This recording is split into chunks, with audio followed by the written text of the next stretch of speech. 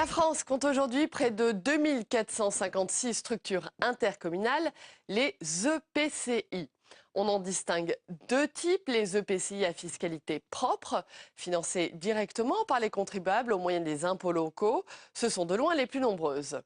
Les syndicats de communes, financés par les contributions des communes membres. L'intercommunalité, c'est la possibilité pour les communes de se regrouper et d'exercer ensemble des compétences. Il y a plusieurs formes de regroupement, par exemple la communauté de communes, la communauté d'agglomération, la communauté urbaine ou la métropole. Presque toutes les communes françaises appartiennent à au moins une intercommunalité.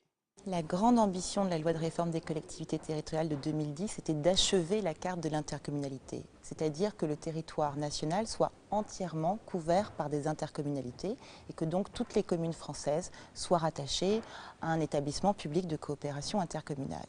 L'idée était de remédier au morcellement, à l'émiettement communal, puisque la France compte un nombre extravagant de communes, plus de 36 000, extravagant non seulement au regard de sa superficie, du nombre d'habitants, mais extravagant également lorsqu'on le compare au nombre des communes chez nos voisins européens. Depuis une vingtaine d'années, ces intercommunalités exercent des compétences croissantes, que ce soit en matière d'urbanisme, d'assainissement, de collecte des ordures ménagères. L'intercommunalité permet aux petites communes de bâtir des projets que seules elles n'auraient pas fait. Mais ce nouvel échelon a un poids financier avec un budget de fonctionnement propre que beaucoup lui reprochent. Le constat que l'on tire plutôt aujourd'hui, c'est que ces intercommunalités génèrent des dépenses supplémentaires parce qu'elles ont besoin d'un budget de fonctionnement propre, les charges de personnel, les indemnités des élus.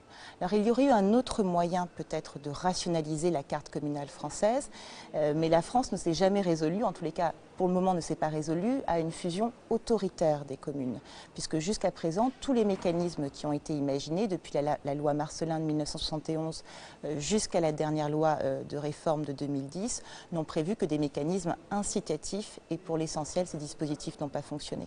Pour la première fois, les Français éliront au suffrage universel direct et sur un même bulletin les conseillers municipaux et les conseillers communautaires, c'est-à-dire les élus de l'intercommunalité.